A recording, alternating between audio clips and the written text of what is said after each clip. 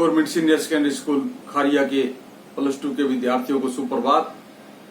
Fine arts में आज का जो हमारा टॉपिक है वो रहेगा राजस्थान चित्रकला शैली के अंतर्गत कोटा और बूंदी की शैली का उपशैली की आज हम विस्तार से चर्चा करेंगे।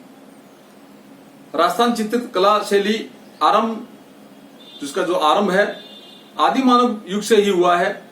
आदि मानव अपनी गुफाओं के अंदर पशु पक्षियों के भगवान के चित्र बना देते, जैसे कि हमें बहुत से अवशेष मिले हैं। यहाँ आदि मानव जंगलों में पहाड़ों के बीच गुफा बना करके रहते थे या कोई झोपड़ी बना करके रहते थे। उसमें अनेक प्रकार के पशु पक्षी जो उन जानवरों से परिचित रहे होंगे उनके हमें चित्र मिलते हैं। कई देवी देवताओं के चित्र मिलते हैं जिनकी वो पूजा उपासना करते रहे होंगे।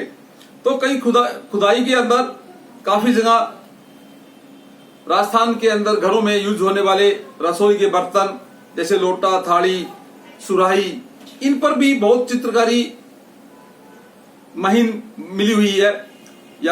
तो इससे भी हम अनुमान लगाते हैं कि जो राजस्थान चित्रकला है पुरानी है, यानी आदिकाल से ही इसका चित्रकला का प्रयोग किया जाता था। इस अनुमान लगा सकते हैं कि चित्रकला का आरंभ आदिकाल से ही हुआ है। तो आज हम पहला टॉपिक रहेगा कोटा शैली। इस शैली को हड़ौती शैली भी के नाम से भी जाना जाता है, क्योंकि यह प्रदेश हड़वाचन राजा का यहाँ पर शासन रहा। यहाँ के जो राजा है हड़वाचन रहे हैं, तो इसलिए इसको आज भी हड़ौती क्षेत्र कहा जाता है। यहाँ के राजा राम सिंह के काल में कोटा शैली स्वतंत्र अस्तित्व में आई। यहाँ के जो राजा राम सिंह हुए हैं उसके काल से ये जो कोटा शैली है वो स्वतंत्र अस्तित्व में आई। महाराजा भीम सिंह के शासन काल में भी श्री कृष्ण के चित्रों का आधार बनाया गया। उसका मुख्य कारण यह था कि महाराजा भीम सिंह भगवान श्री कृष्ण के परम भक्त थे, इसलिए श्री कृष्ण के चित्रों, उसके बालपन, नृत्य, अन्य चित्रों को चित्रकला का आधार बनाया गया। महाराजा उमेद सिंह के जिसने कोटा शैली का स्वर्ण काल कहा जाता है, यानी महाराजा उमेद सिंह जी का जो शासन काल है वो कोटा शैली का स्वर्ण काल माना जाता है। इसके अंदर शिकार के दृश्य को प्रमुखता से बनाया जाने लगा। मैंने आपको पहले भी बताया है कि जो राजा महाराजा होते थे उनका एक मनोरंजन का साधन होता था आखेट, यानी कि वो जाकर के शिकार खेलना। वो जंगल में जाकर के शेर का, हिरण का, अन्य जानवरों का शिकार करते थे, तो वो इसको अपनी शान और शौकत समझते थे। तो इनको जो चित्रकार थे चित्रों में भी इन शिकार के दृश्यों को बनाना आरंभ कर दिया। अन्य चित्रों में हाथियों की लड़ाई, मैंने आपको कई बार कक्षा में बताया है कि हाथी है, घोड़े हैं, ये राजा की सेना के प्रमुख अंग होते थे। यानी जब किसी प्रदेश पर आक्रमण करते थे तो राजा स्वयं हाथी पर विराजमान होकर के युद्ध में जाता था। तो उन हाथियों की लड़ाई के दृश्य, दरबारी दृश्य, राजा किस शान शौकत से दरबार में बैठता था, अन्य दरबारी कहाँ बैठते थे, तो ऐसे दृश्य। इस समय डालू नाम के एक महान चित्रकार हुए, उन्होंने कोटा शैली को एक नए आयाम यानी नई ऊंचाई तक पहुंचाया। उस समय जो डालू नाम के एक चित्रकार हुए उसने कोटा शैली को बहुत ऊंचाइयों पर पहुंचाया। 1768 के अंदर रागमाल बड़ा चित्र बनाया गया।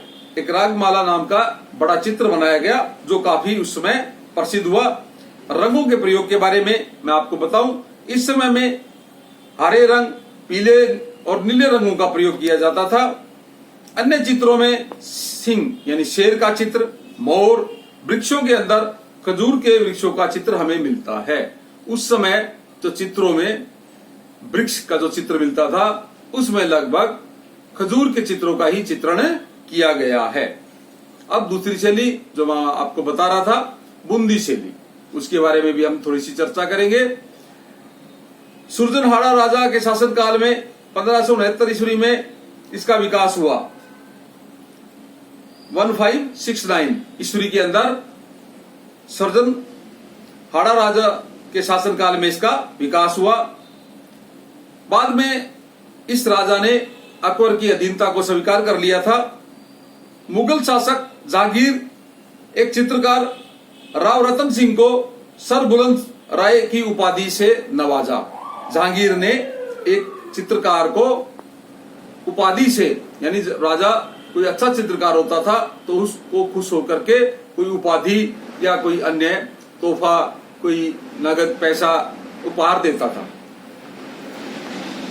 राजा के अन्य जो चित्रकार है उसमें शेरों का शिकार चित्रित, हाथियों की लड़ाई, वर्षा में नाचता मोर, प्राकृतिक के चित्रों, नायिका भेद, पशु पक्षियों के चित्रों को अधिक प्रयोग में किया जाता था। कहने का भाव यह है कि प्रकृति के अन्य दृश्यों को बनाया जाता था। बारिश के अंदर नाचते हुए मोर के चित्र हमें प्राप्त हुए तो उससे अनुमान लगाया जाता है कि ये चित्रकार हाथियों की लड़ाई, शेर, खजूर के पेड़ों का, वृक्षों का और नायिका भेद, पशु पक्षियों का और वर्षा में नाचते हुए मोर के जो शैली चित्र है वो अधिकतर बनाए जाते थे। इस शैली को मेवाड़ शैली का भी प्रभाव मिलती जुलती है, यानी कि बूंदी शैली पर मेवाड़, जो कि मेवाड़ भी एक राजस्थानी शैली है, उसका काफी प्रभाव इस बूंदी शैली पर हमें देखने को मिलता है। धन्यवाद।